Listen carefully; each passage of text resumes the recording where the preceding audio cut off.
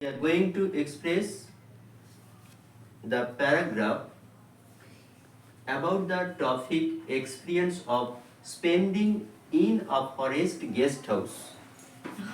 বনের একটি গেস্ট হাউসে কাটানোর অভিজ্ঞতা সম্বন্ধে ক্লাস 8 এর খুব ইম্পর্টেন্ট একটা চ্যাপ্টার নিয়ে একটা প্যারাগ্রাফ নিয়ে আমি তোমাদেরকে সামনে প্রেজেন্ট করছি, যেটা আমি অটোমেটিক্যালি প্রেজেন্ট করে রেখেছি জাস্ট তোমাদের বোঝার সুবিধার জন্য সুন্দর করে সেটাকে মানে আকারে বলে দিচ্ছি।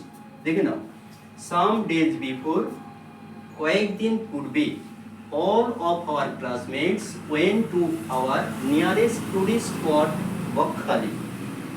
আমাদের নিকটবর্তী একটা টুরিস্ট স্পটে সবাই মিলে গিয়েছিলাম। We stayed there in a guest house for a night। এক রাতের জন্য ওখানে আমরা থেকেছিলাম। It is situated near the forest। এটা ঠিক বনের কাছাকাছি অবস্থিত ছিল।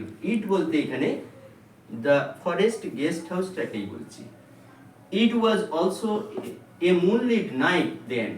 তখন ছিল এটা চাঁদিনী রাত। At night, রাতের বেলা, we enjoyed the beautiful and silvery forest and beach for the veranda of the big guest house। ওই বড় গেস্ট হাউসের বারান্দা থেকে আমরা সমুদ্র সৈকতকে এবং রূপলি বনভূমিকে উপভোগ করেছিলাম, যেটা ছিল খুবই সুন্দর। We heard fearful sounds। আমরা শুনেছিলাম ভীতিপ্রদ কিছু শব্দ। Of nocturnal white beasts, bears, deer and monkeys etc। বাঁদর, হরিণ, বনভাল্লুক এবং বন্য পশুদের, নৈশকালীন বন্য পশুদের কিছু শব্দ আমরা শুনেছিলাম। We also watched the vast moonbeams।